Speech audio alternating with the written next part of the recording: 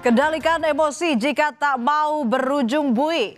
Kalimat ini cocok disematkan ke seorang pemuda 21 tahun yang menganiaya penjaga keamanan berusia 62 tahun hingga meninggal. Sang pemuda emosi lantaran ditegur sang penjaga keamanan karena dianggap mengambil barang dari minimarket.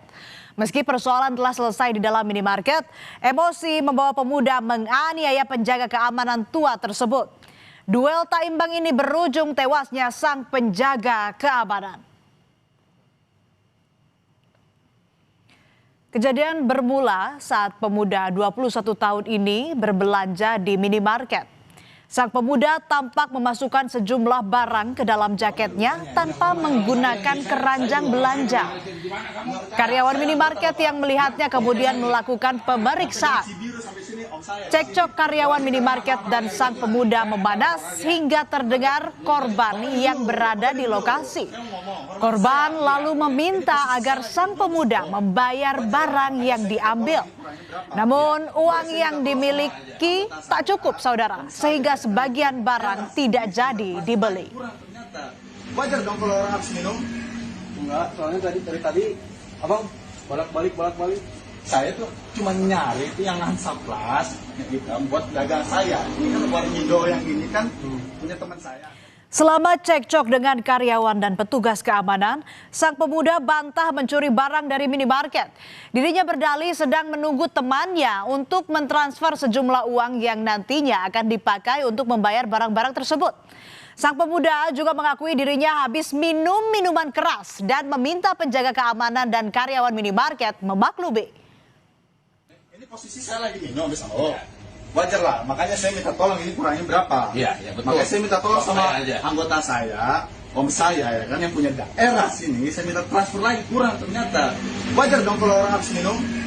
Enggak, soalnya tadi abang bolak-balik. Saya tuh cuma nyari itu yang Hansaplas gitu buat dagang saya. Ini kan Warmindo yang ini kan punya teman saya juga buka cabang juga. Di pemancingan jaga dia, namanya Abi Kiyoshi, anggota, orang yang megang daerah sini. Jadi saya minta maaf, saya minta maklum nih karena saya habis minum. Tidak terima dianggap mencuri barang dari minimarket, si pemuda kesal. Dirinya pun mengintimidasi sang petugas keamanan yang sudah lanjut usia ini. Dengan arogan, sang pemuda mengaku-ngaku sebagai anggota. Bahkan sang pemuda pun bilang bahwa pamannya sebagai penguasa di wilayah Panjelekan hingga Cibiru.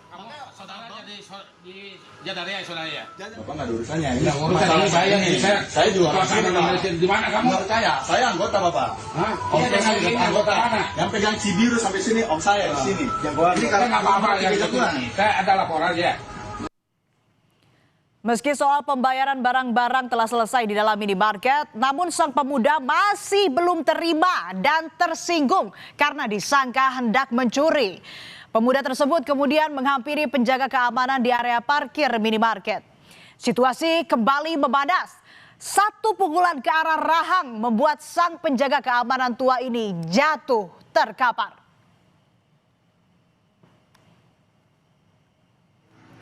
Akibat hantaman tersebut, korban langsung ambruk dan tak sadarkan diri. Alih-alih merasa bersalah, pelaku sambil marah-marah tetap menganiaya korban yang sudah terkapar di parkiran minimarket. Warga sekitar pun mencoba untuk melerai dan menenangkan pelaku. Namun dengan lantang sang pemuda malah menantang warga dan tega terus menganiaya korban yang sudah tak berdaya. Korban yang pingsan pun dilarikan ke RSUD Ujung Berung.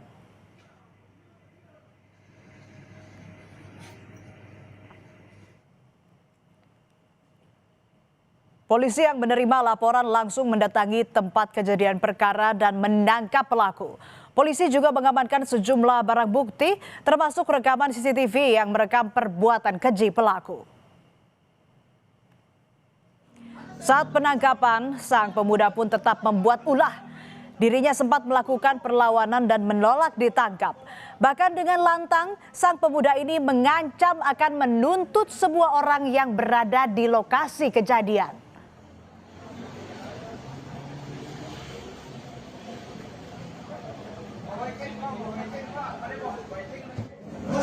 Bang. bisa bang. Saya anggota juga om saya. Anggota saya minta buat. Diam dulu.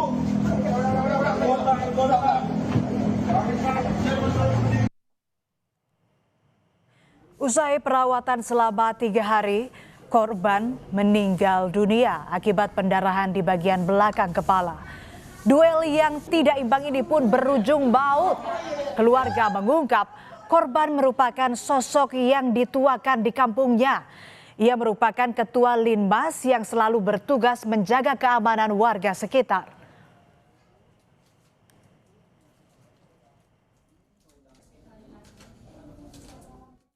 Ya, mungkin kami memang berat bagi kami untuk mungkin pelaku ada di bumi ini hidup, namun kami juga punya naluri yang sudah pergi tidak akan kembali.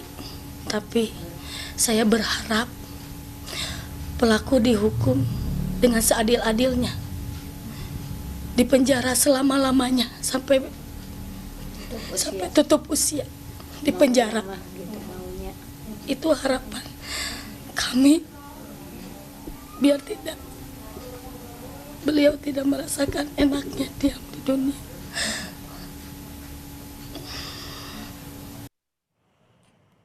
Kepada polisi, pelaku mengaku berada di bawah pengaruh alkohol saat kejadian. Polisi juga memastikan pelaku bukanlah anggota kepolisian. Pelaku merupakan warga luar kota Bandung yang ingin mencari pekerjaan di kota Bandung. Atas perbuatannya, pelaku diancam pasal tentang penganiayaan yang mengakibatkan kematian dengan ancaman maksimal 10 tahun penjara. Jadi pelaku ini adalah warga luar kota ya, bukan warga Bandung. Dia saat itu berada di Bandung karena menurut dia lagi mau cari kerjaan di situ. Ya, dia di Bandung lagi mau cari kerjaan, dan pada waktu itu dia dalam pengaruh minuman beralkohol. Ya, sehingga menurut dia mengambil barang tidak sadar. Ya, tapi memang barang ini yang tadi saya sampaikan, dia tidak membawa keranjang pada saat mau mengambil barang. Ya, barang-barang ini dia ambil dan dimasukin ke dalam jaket. Ya, sehingga menimbulkan kecurigaan dari pegawai minimarket. Ya, itu yang pengakuan dia. Tapi yang bersangkutan ini adalah pengangguran. Ya, jadi dia bukan anggota siapapun ya. Kita nggak tahu ini anggota apa menurut dia. Ya, tapi dari hasil pemeriksaan kami dia adalah ya tidak ada kerjaan seperti itu. Ya. Pengaruh alkohol ditambah emosi yang tak terkendali jadi kombinasi berbahaya yang berujung hilangnya nyawa. Selesaikanlah masalah dengan kepala dingin dan tidak main hakim sendiri.